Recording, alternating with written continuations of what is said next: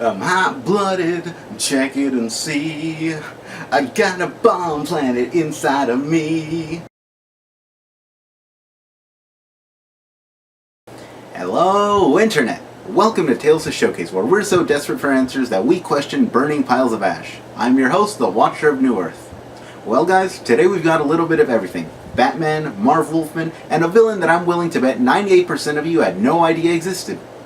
Published at the start of 1990, these issues of Batman were written by legendary writer Marv Wolfman, who's best known for his runs on The Amazing Spider-Man, The New Teen Titans, and writing Crisis on Infinite Earths.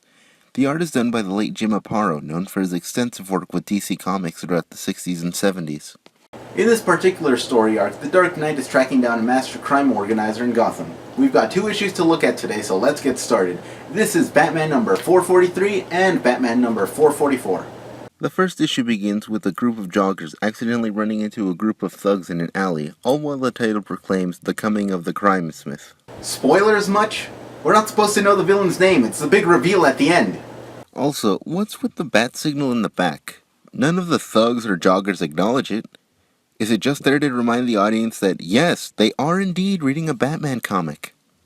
Anyways, the thugs advance on the joggers and ask the guy whether or not he has any money, prompting the guy to ask what they want. Well gee, they're thugs in an alley, holding a gun at you and asking if you have any money. I can't imagine what they could possibly want. The man struggles with one of the muggers, but before the mugger can retaliate, a batarang smacks the gun out of his hand. This naturally sends the other 2 would-be muggers into a panic, and one begins to shoot wildly into the darkness. I swear to God, he's meat! Dark meat, no doubt, to continue the Dark Knight motif. The mugger makes a run for it, but thinks he sees Batman and wastes his remaining bullets on a wall. Knowing his number's up, he falls to his knees. What did I do so wrong? Everything. And we get another badass Batman entrance. However, as much as I like and miss the yellow bat symbol, I have to admit it probably isn't the best camouflage for the night. Especially when he's covered in shadows. I mean, it's a bloody target for crying out loud. Later at Wayne Manor, Bruce Wayne is talking to Tim Drake about how to fight crime, but Tim is preoccupied with asking when he gets to be Robin again.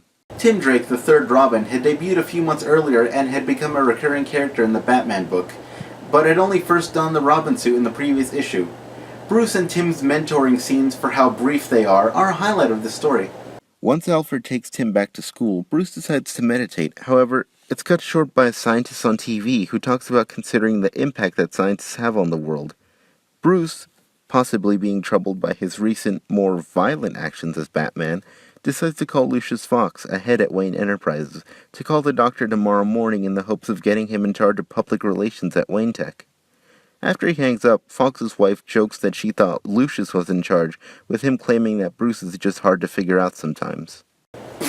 What could be so hard to figure out about a genius billionaire who dresses up as a giant bat to make criminals wet themselves in the middle of the night?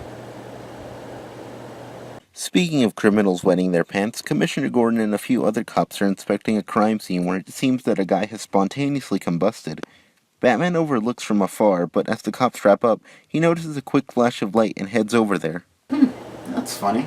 They used flash, but it seems to have no effect on Batman. I guess he's part ghost type. As Batman arrives at the scene, he sees that the work being done is clearly of professionals, but when he sees them, they show signs of amateurs. They use a device that they mention was given to them by someone else, and are able to crack a safe containing furs.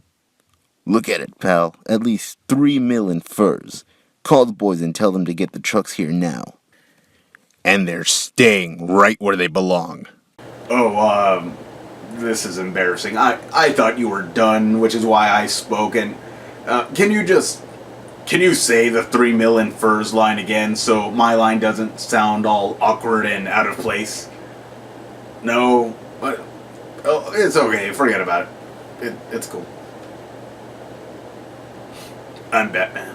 The first thug charges at him, but Batman quickly defeats him. The other 2 are also caught with relative ease. But then the comic says, we now pause for a brief commercial interruption. At first I thought this was a cute little joke by the writer, but no, the next 15 pages of this book are an ad for these toy cars. 15 pages! That's almost half of the comic! I mean, look at this. 30 million sold worldwide? What is it, a McDonald's? Why does it feel the need to tell us how much it's sold? I know. It's a little weird to get hung up on, but it's a little annoying when almost half of a book is a frickin' ad. Anyways, the following day, Bruce heads to Wayne Tech while mentioning to Alfred that the goons from the previous night seemed more afraid of the man they were working with than of Batman. It certainly must have been a crushing blow to your ego, sir. What is the world coming to when giant black bats no longer instill fear into the minds of those superstitious and cowardly? Nothing quite takes a superhero down a peg than quoting their corny golden age superhero lingo. Bruce and Alfred then go to meet Lucius and the scientist from TV, Dr. Fraser. Insert lame Cheers or Frasier joke here, and we'll move on. Bruce tells Fraser that he wants the scientist as press liaison for Wayne Tech. He seems disinterested at first, until Bruce says that in return they will fund all of Fraser's work. Lucius hands Fraser's assistant, Raya, all the papers to look over, and with that they leave. However, once in the elevator, Fraser's demeanor changes into a more cold, calculating persona. He then tells Raya that he wants to know everything about Bruce Wayne. Back in the office, Lucius asks if Fraser will take the offer. Bruce responds with a confident, "We're just gonna have to wait and see." Later that night, it seems like Jim Gordon is having nightmares. Understandable, since this took place only a little bit after the Killing Joke, and for those of you who've read it, I'm sure you understand why the Gordon family as a whole is a little messed up right now. But that doesn't stop Batman from entering through Gordon's window. I need information that cannot wait till morning. Actually, Batsy wants to know if there have been any professional-level break-ins within the last month. Gordon says there have been 4, and then grants Batman permission to question one of the goons that tried to steal the furs. You'd have thought Batman would have questioned him before turning him into the police.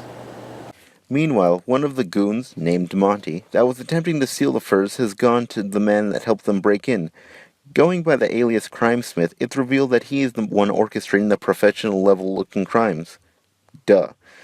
Monty says that he wants in too.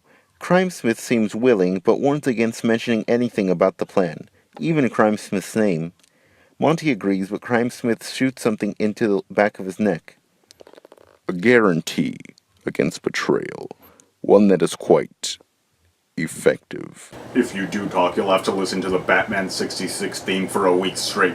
Trust me, you do not want to go there. Later that night, Monty and a few others head to the next job. However, it turns out that a hobo sitting on the steps was Batman. So, was this the advice that he got from the other guy? Play dress up, sit on some stairs, and I'm sure something will happen? Something tells me Batman could have done a lot better. It's revealed that Monty and crew were there to steal a bunch of expensive cars. However, in a scene really reminiscent of the harbor scene in Batman Begins picking off the crew one by one. It's actually a really good sequence and is reason enough to pick up the book. Anyways, eventually it just comes down to Batman and Monty. Batman confronts him and asks who set up the crime, but Monty says that he's dead if he says anything. I'm not here to throw you a party.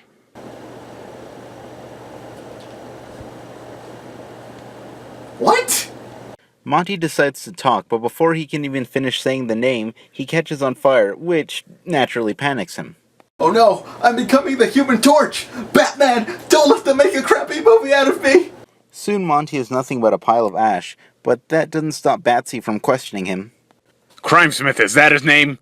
I admire your dedication, Bruce, I really do, but I don't think he can hear you anymore.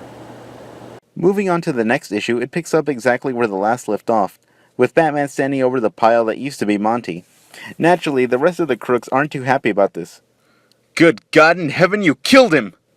Whoa, whoa, whoa, whoa, whoa, whoa, whoa, whoa, whoa, whoa, whoa, whoa, whoa, whoa. What makes you so sure Batman set him on fire?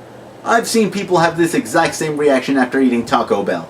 The rest of Monty's crew is rounded up by the police, and Bruce returns to the Batcave, where he seems troubled by causing Monty's death. The following day at Wayne Tech, Bruce once again meets with Fraser and his assistant Maya, and... Wait. Maya? Her name was Raya in the last issue. I mean, is it so hard to remember a character's name from one issue to the next? I mean, how would you feel if I called myself the Latcher of New Earth suddenly? You probably wouldn't care. I'll move on. After Fraser leaves, Bruce seems to be having second thoughts about the good doctor. Later that night, Bats listens in on the autopsy report from last issue. Nothing we didn't know, the explosion was set off by the thing Crimesmith fired into his victims' necks, and the explosives go beyond that of everyday bombs. Bruce heads back to the Batcave with Tim and inspects the remains of Monty's wallet, where he finds the floor plan for the garage. Upon inspecting the floor plan, he deduces that it was laser printed, and then proceeds to cross-check companies that sell chemicals necessary for this type of explosive, and looks for scientists that have specialties in these fields. Batman's detective skills. It's the so underutilized gimmick of Batman in Batman movies, opted out instead for how cool Batman can look hitting someone. It says something when the version that has bat shark repellent is the closest to accurately representing your detective skills. While they wait for the computer to process the information, they work out together while Tim talks about his home life. This helps show the gradual bonding of Bruce and Tim and really sets up a fatherly role for Bruce as Tim's parents are constantly fighting. As I said before, these character moments with Bruce and the future Robin are probably the best things about these issues. Soon the computer's ready and a list appears with the names of matches, one of them being Frasier. Bruce goes upstairs and sees that the plan was printed off the same printer as the files Frasier handed him earlier. With this knowledge, Bruce sends Tim back to school. I'm going out tonight. That's funny. Finding out that people I worked with were villains all along really puts me in the mood for a night out on the town too. Batman's off and heads to Frasier's headquarters where Frasier and Raya or Maya or whatever the frick her name is are located. The next few pages are Batman avoiding various death traps set off by the duo. You know, things that would be really cool to see in a live-action Batman movie but we never seem to get. After Nolan, everything has to be so dark and gritty. I mean, why can't we have a few cool death traps too? Sometimes what the world needs is to see a grown man in a bat suit get chased by a giant penny. Is that so much to ask? Maya, Raya, or Linda steps away from the computer and tells Frasier to take over. Frasier leaks methane into the room and sets it on fire. Batman, however, manages to exit through the vents and enters the control room with Frasier, but the fire seeps in too. As the flames spread, Batman attempts to save Frasier, but he breaks free and calls out for Maya in the fire. Aw, couples goals. Batman tries to convince Frasier that Maya's gone, but Frasier refuses to listen. He begins to explain why she couldn't have left him, but before he gets far, a pair of guns come out from behind the wall and shoot him down. That's a lot less than couples goals. And the comic ends with Batman escaping the building and the reveal that old What's-Her-Face was the Crimesmith all along. And we exit on a mysterious... The end? You bet your sweet bippy that's the end, because the Crimesmith never reappeared. Anyways, these comics are great. Well written, well drawn, filled with compelling character moments, exciting action, and a decent mystery, this story arc has it all. Definitely a winner. If you find these, pick them up and read them as soon as you can. Thank you for joining me again. This is the Watcher of New Earth, signing off.